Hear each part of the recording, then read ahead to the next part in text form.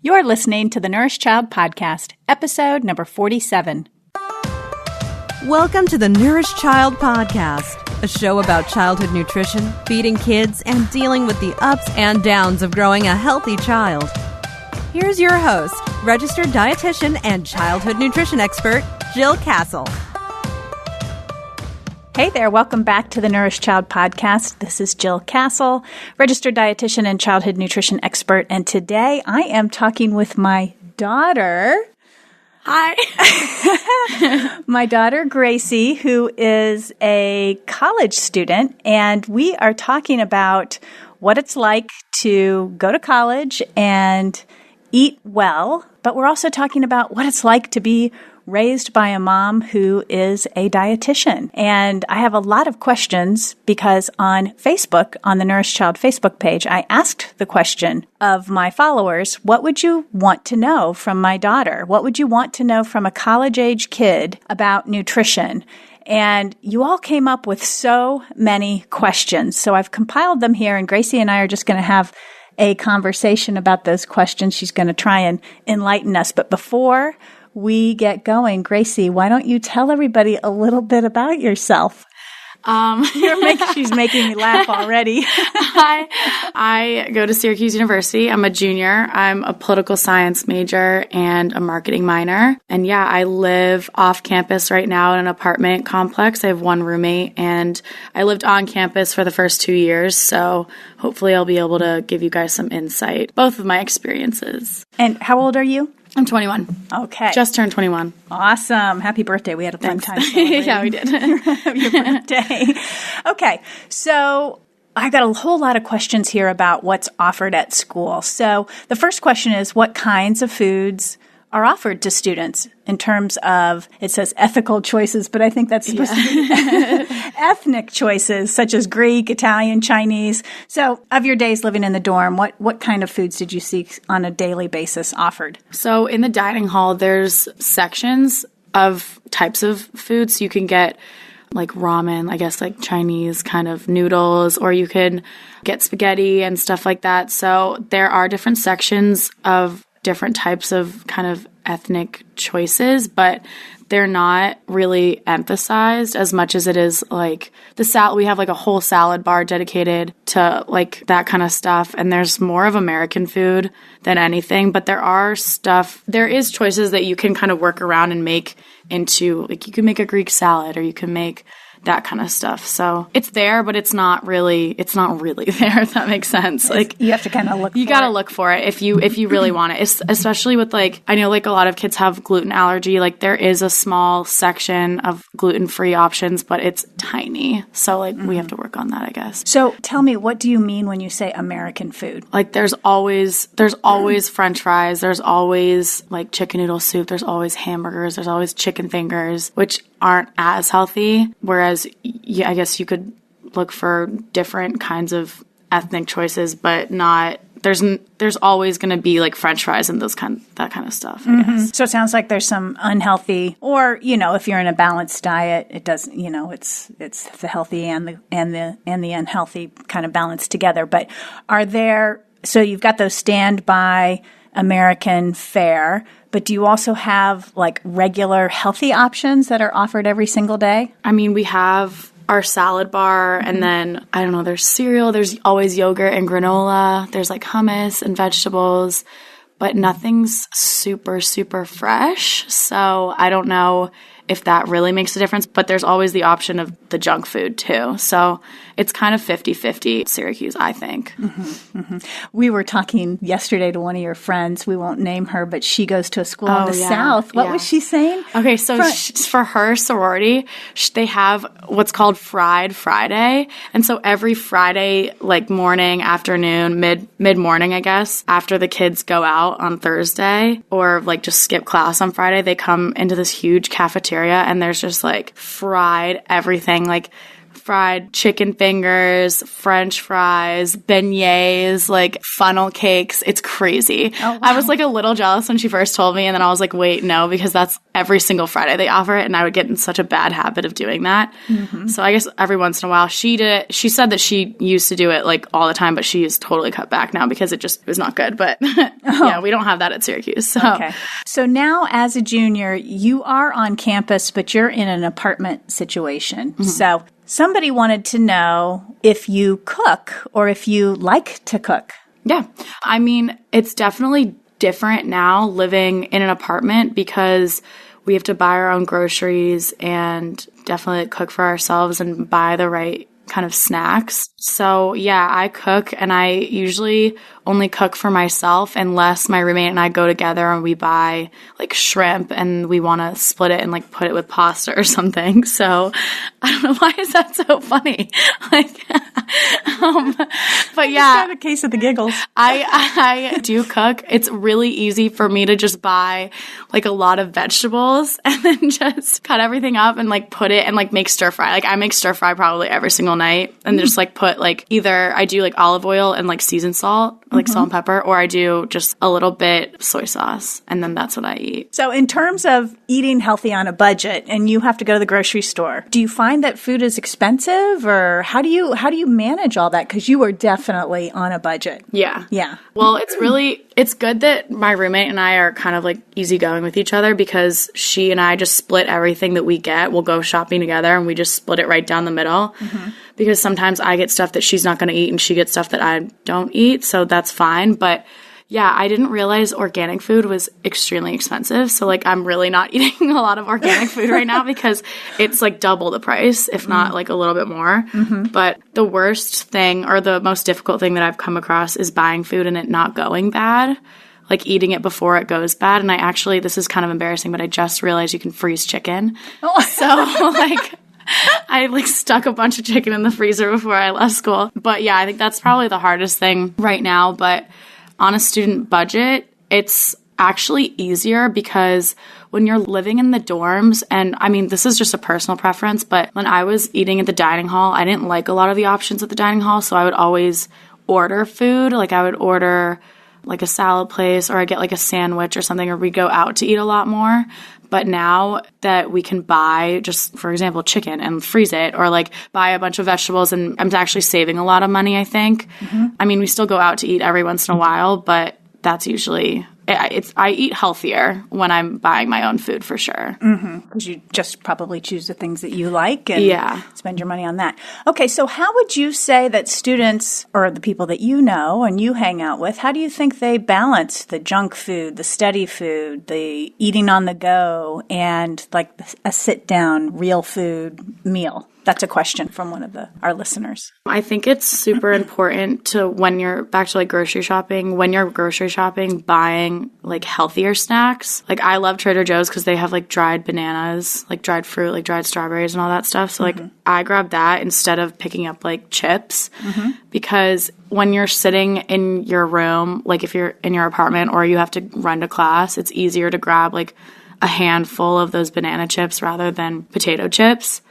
Like that's what I do. Or like buying granola bars. It's so easy. But I mean, you can do that in the dorm too. I just never figured that out until this year. But study food, like a lot of my friends, when we're studying, if we have like a team room in Whitman or we're studying at the library, there's a lot of cafes or like places that you can get food at the place, or if those are closed, a lot of people just get food delivered. Like we have Grubhub, we have Topingo, we have Good Uncle, and all those places will bring you food right to you.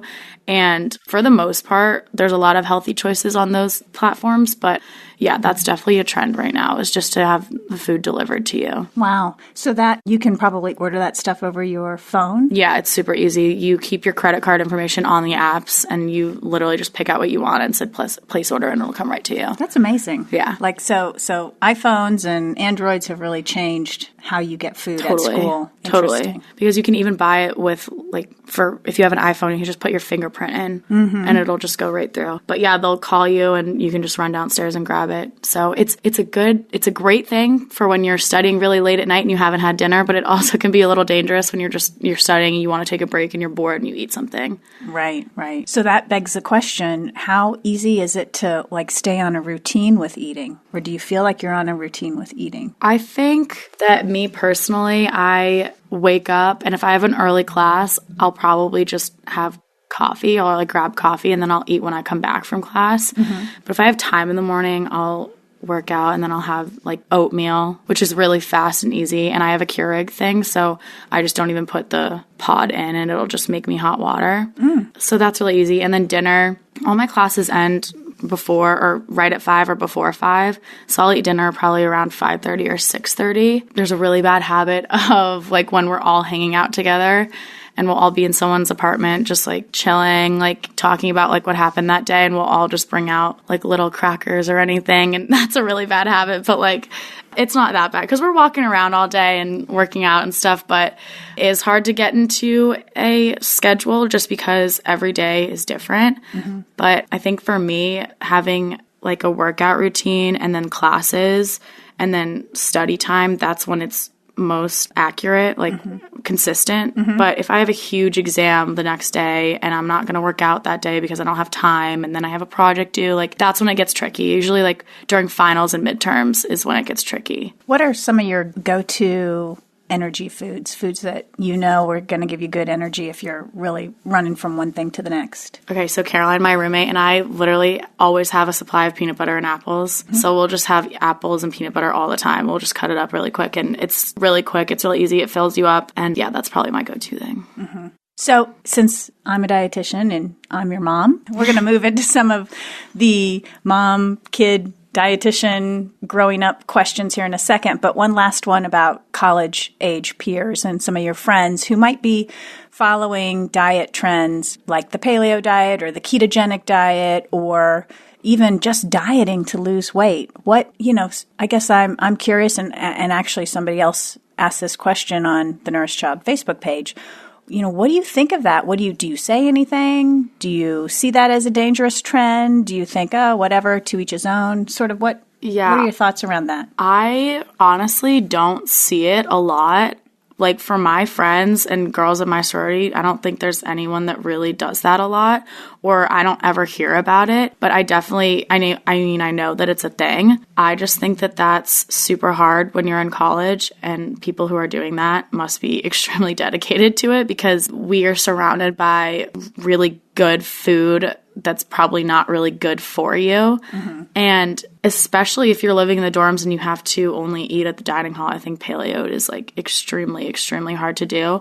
I guess it's easier to do it in your apartments, but some of my friends are vegetarians, and I know that one of my friends went vegan over the summer and then came back to school and she couldn't do it anymore. So I don't know. I think that if you're going to do it, good job, because I definitely couldn't. But if you can actually do it and do it right and make sure that you can balance your diet and make sure that everything you're supposed to be getting, like nutritious wise, I think that that's just it's not the place at college. Like, I don't think that anyone could do that healthily, if that makes sense.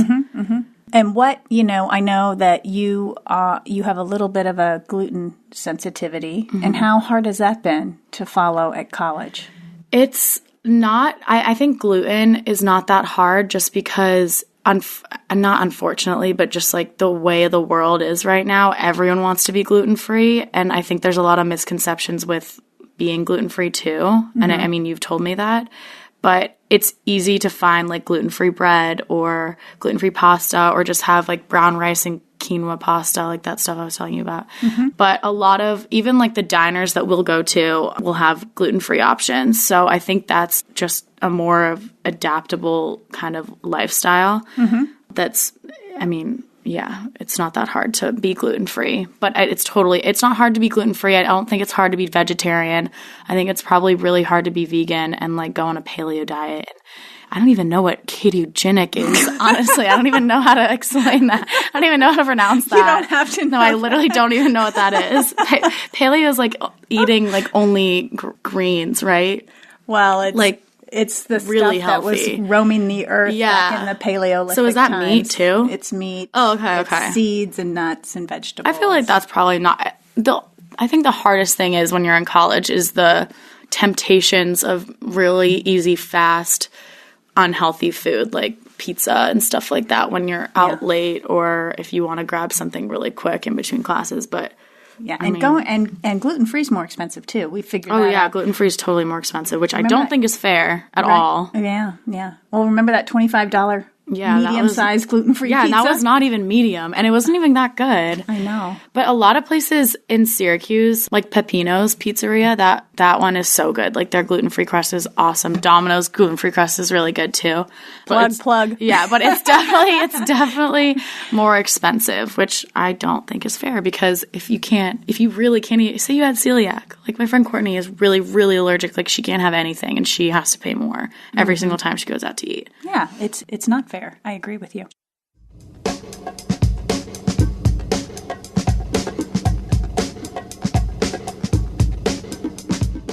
Okay, let's move into some questions about growing up with me as your mom. So in what ways, this is a listener question, in what ways, good or bad, has growing up eating healthy and in a healthy Whole Foods home had on you as a young adult? Ooh, I feel like this is a loaded question. So I guess I don't think that there was a bad aspect of it because, I wouldn't know really anything different because I haven't seen the opposite, I guess. But in what ways has it helped me or has it? Yeah. Okay. Has it helped you to grow up that way as now as an adult? I know what's good for me. I know what's not good for me. I think it has, it's all had to do with you. Did you ever feel like you were missing out on anything, or did you have a good understanding of why our family made different choices? Yeah, no, I didn't think I was missing out on anything. I definitely noticed when I would come to school with a lunch that was, like, I had a sandwich and a juice box and, like, an apple, and my friend came with, like, a brownie bar. There's, like, or someone came with Lunchables. But I never thought that, I was definitely interested, like, I was just wondering. But I don't think I was missing out because I guess, like, we had our balances. Like, we were allowed to have ice cream, like, after dinner once a week or a Friday or something. Like, we were allowed to have the good and the bad. So it wasn't as if I was missing out. I guess I was just not having it as much as my other friends. Mm-hmm. But I never was really bothered with that, honestly. Mm-hmm. I never felt like I was being neglected in, like, the junk food world. Like, I never was really bothered with that. Mm-hmm. I didn't even feel like our family was different, end quote. Like, I never thought that we were doing anything differently than anyone else. I think the only thing I really noticed was that someone had a better dessert than I did. How long does that last when you're, like, 7? Like, not that long. Well, and I know I didn't send tons of dessert in your lunches. Yeah, but but in middle school and elementary school, you always had, like, little parties when they would bring in cupcakes and, like, candy if you got an award. So I wasn't really upset about it, honestly. Yeah, I don't remember being upset about it. Yeah, I'm sure if you asked Madeline, she would probably say something different. Maybe. I don't know. So, okay, have you ever educated your friends on healthy choices through the years? Not necessarily just in college, but maybe even in high school, where maybe you found yourself in the position because I am a nutritionist that your friends might have asked you for advice or... Yeah, I think in high school it was probably a bigger issue, like, with girls, like, trying to be really skinny and stuff and having, like, eating disorders, I think. Like, I saw it more in high school than I did in college. I wouldn't say that I was educating them. I was probably just saying, like, oh, this might not be the right way to do this, or, like, you should try doing this instead, or giving some other suggestions, because I think that in, like, those situations, you never want to act like you are a know-it-all and, like, you know better than them and that you might be doing something better than what they should be doing, like that kind of situation. So I think that, but yeah, totally. I've totally been like, oh, you should probably, like, not eat that if you want to lose weight, or, like, you should probably, like, do something different. Not in those words, but, like, kind of hinting at it. Mm-hmm. Or, like, suggesting to go to different restaurants to eat or something like that if someone's, like, having troubles with losing weight or gaining weight. I don't really know, but I'm not an expert, so I wouldn't say I educated people, but I definitely would give, like, little hints. Like, I would know like what the right thing would be doing is, but yeah. So did you ever have anybody question you or comment to you about how healthy you eat or how much you exercise or anything like that? I don't think so. I think the only comments I would get were like people would ask me what you did. I was like, oh, she's a pediatric nutritionist. I'd be like, oh my God, so do you like eat really, really healthy? I'd be like, no, like, I mean, yeah, but no, because I never see it like we eat super healthy. I don't think that we eat like, I mean, I know that we eat really healthy, but like, I don't think Careful. that, yeah, I don't think that we eat like it's obsessively healthy to a fact that like we would notice and other people would notice, if that makes sense. Yeah. Like, I think that we just have like a balanced eating approach. Yes, yeah. A balanced eating approach. And I never thought that it was different or healthier or less healthy than anyone else. But the one comment I always get, like, oh my God, do you eat super, super healthy? Like, do you have any junk food in here? Do you have any like cookies? Do you have any chips? And I'd be like, yeah, we have chips. I love chips. Cape Cod chips are my favorite chips. Of course we have Cape Cod chips. Like, that was the only thing that I really got. This episode of the Nourished Child podcast is brought to you by Eat Like a Champion, the sports nutrition course for young athletes. What a young athlete eats, when they eat, and how they fuel their body can be the secret sauce to their success. Yet so many young athletes don't know how to fuel for performance. My sports nutrition course changes all of that. When young athletes take this course, they learn the fundamentals of fueling with food, from the role of protein and carbs and where to find them in food, to the timing of eating for training and competition, and much more. I've helped many young athletes take their athletic performance to the next level by coaching them through the foundation of a performance diet. You can find out more at www.jillcastle.com/courses. Did you ever notice, did you ever have certain friends, and no names, you don't have to name any names, but did you ever have any certain friends that would come over to our house and, see that we have chips or see that we have ice cream in the freezer and be like, wow, I'm so surprised? Or a friend who might have come over and just really dug into all that stuff because they couldn't believe that we had it. Yeah. I mean, I don't think people, because the initial reaction is definitely like, oh my God, you must eat super healthy. But when people come over, if they're like my friends, I don't think that's the thing that they're focusing on. I think that it's just like, whatever, this is the same as my house. You don't really notice it. I think it would be if we were super, super unhealthy and we had cakes out and like all this crap out in our house, then they'd be like, oh, your mom's really a nutritionist. Or if we had vegetables everywhere, we actually had no chips, no ice cream, no nothing, no bagels, no bread or anything, they'd be like, wow, your mom really is a hardcore nutritionist, that kind of thing. But I think since we are so balanced and normal and we have the good and the bad, not really bad, but I don't think people really notice it as much.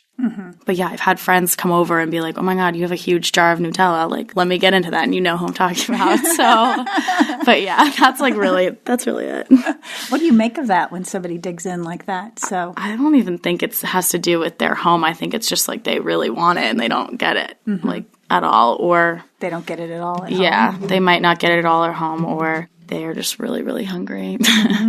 They don't want to eat in front of their family or something.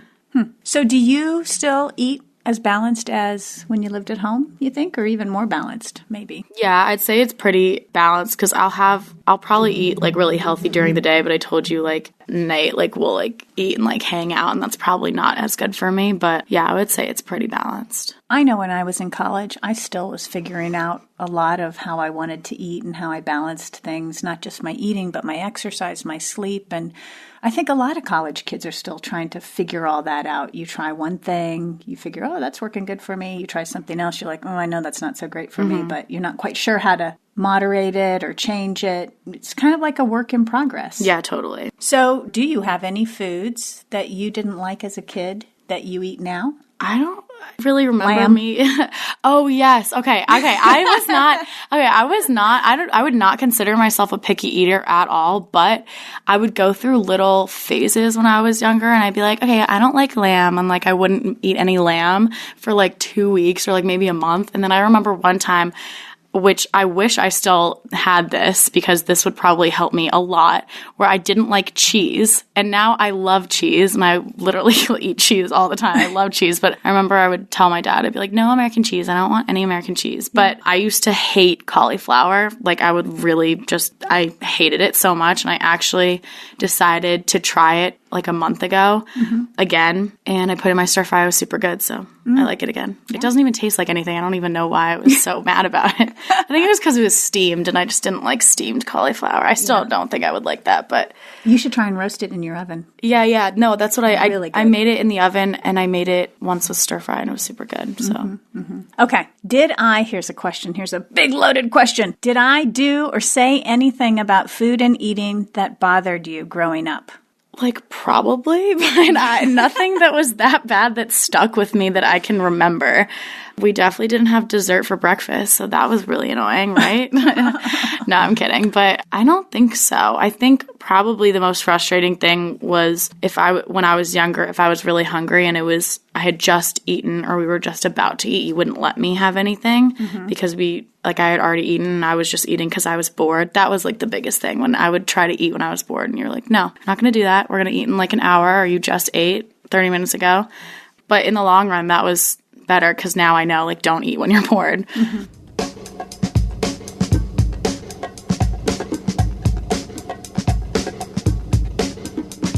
I just remember when you were a child feeling like you were so good at self-regulating your appetite. You would definitely sit down for a meal and eat however much you wanted to eat and walk away with food left on your plate.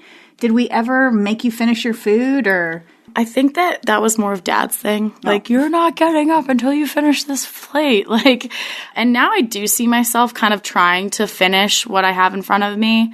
And I think I need to do better on that, because even if I'm not, I think it comes from, because I pay for my food. I pay for all my own food. So when I go out to eat, I don't want to waste any of my money. So I think that's where it probably stems from. But when I was younger, no, you would let me leave if I was done. I'm the slowest eater ever, though. Like, all my friends make fun of me for it.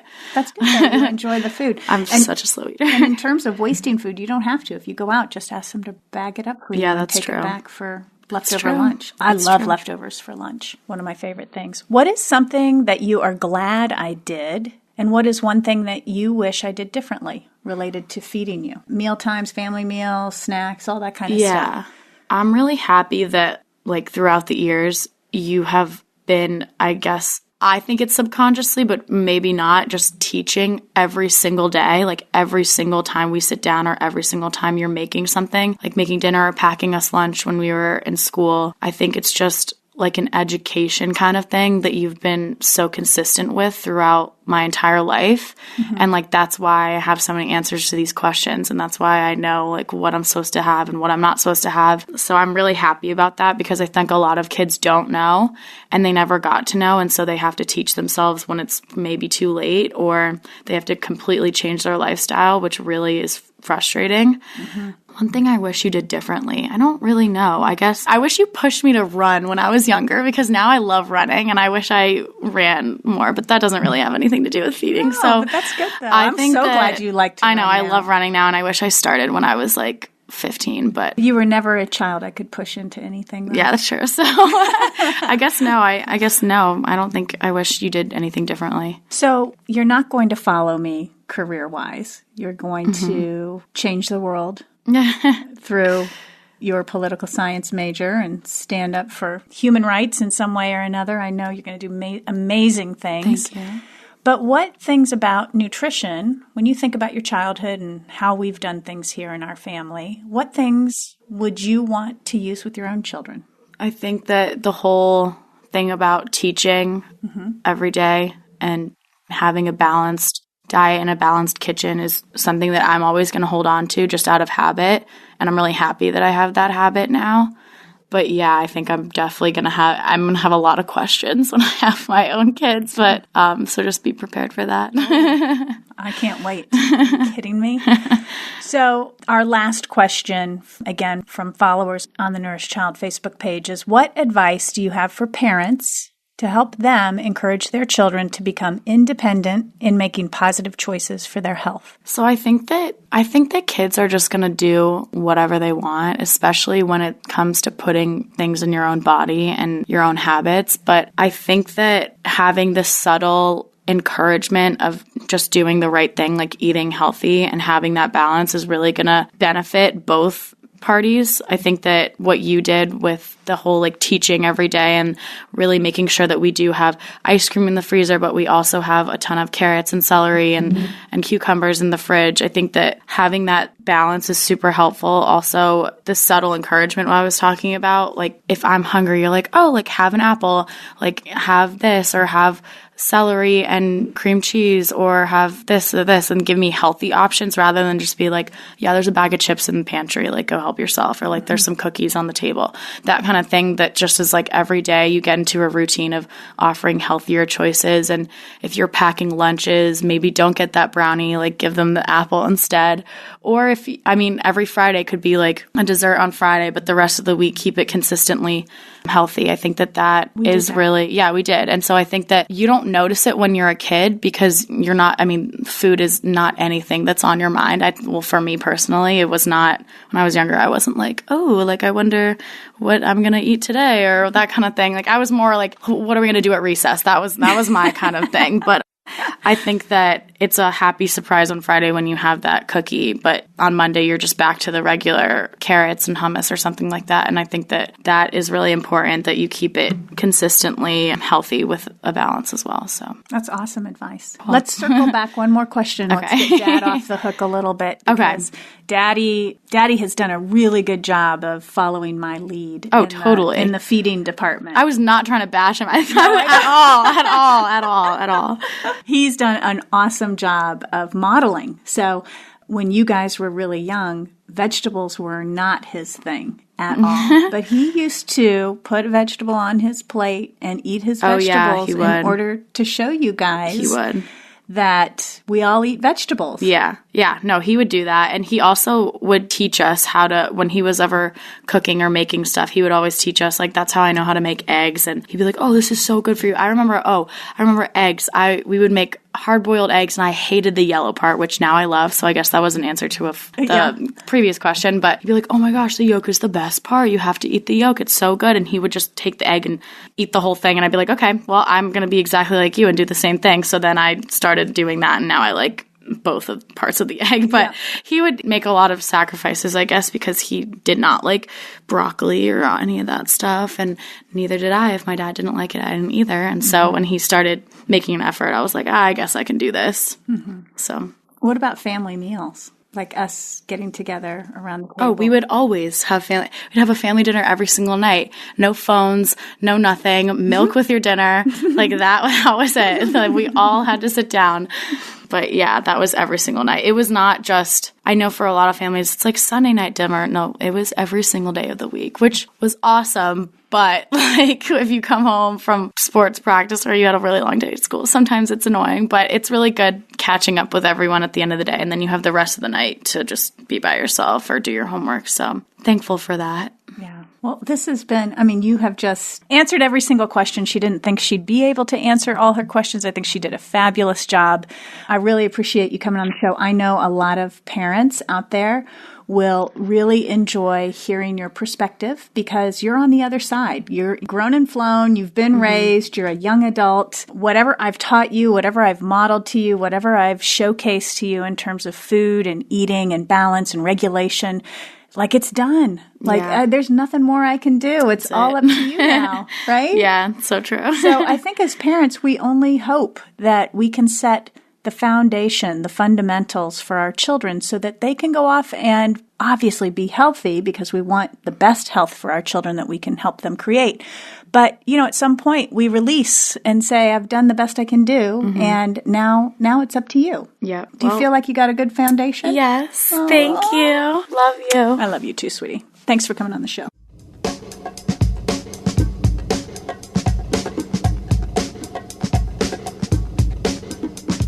There you have it, guys. That's a wrap. Thanks so much for tuning in to the Nourished Child podcast and listening to my interview with my daughter, Gracie. I think it's always a little bit scary on my side to ask her some of those vulnerable questions because honestly, truthfully, I haven't ever asked her some of those questions before. And it was certainly interesting to get her feedback and hear her perspective on what life was like as growing up as a child in a teenager and now a young adult as the daughter of a dietitian. I hope she provided some inspiration and some insight for each and every one of you. And certainly if you have any follow-up questions, send them my way. I might do a follow-up on this show. She's a great little source of information, particularly for those of you who have feelings that things aren't going well or that you're not getting ground or some traction with your own child in terms of raising them to be healthy young adults. There are ups and downs. I'm not going to lie. It wasn't always cupcakes and roses on this end. But consistency, I think you heard Gracie mention that consistency is key. And as you know, having a strategy and a system in place is enormously helpful. And I can say as a mom and as a dietitian, I have always had a system and a strategy, and I've tried very hard to be consistent. I'm not 100% consistent. I don't think anybody is 100% consistent, but if you've tipped the balance so that majority of the time you are consistent, that is what gets remembered. I will be offering the Kids Healthy Weight Project e-course at a discounted price in time for the holidays. I'm also rolling out Eat Like a Champion here very soon. In fact, it might already be available by the time this show airs. Both of these online courses are designed to help you raise a nourished child inside and out. Not only they talk about, do I talk and teach you about food, I teach you about feeding. I teach you ways to help your child self-regulate. I teach you my system and my strategies that have worked for my clients and which have worked for my own children. In Eat Like a Champion, the e-course is designed for your teen athlete to take the course. So it's very much geared towards the teenager and teaching that teen athlete what they need to know about nutrition. As a parent, you can listen to it too and get a lot out of it for an athlete that might be younger than a teenager and apply it to your system at home for feeding that athlete. So I hope you'll consider both of those. I'll include in the show notes, I'll include the link so that you can read more about those courses and enroll for them if you'd like. I will be running a special pricing option for both of those courses here at the end of the year. Come January 1st, we will go to regular pricing structure on both of those courses. So keep your eyes and ears out. I will have announcements in my newsletter as well. So if you're not on the newsletter, go ahead and get signed up for it so you can get this information. But otherwise, I will see you in the next episode. And again, thanks so much for joining me. And wherever you are, make sure you give that child in your life a big hug and a squeeze today. Bye for now. Thanks for listening to the Nourished Child podcast, where the #1 goal is to help you grow a nourished child inside and out.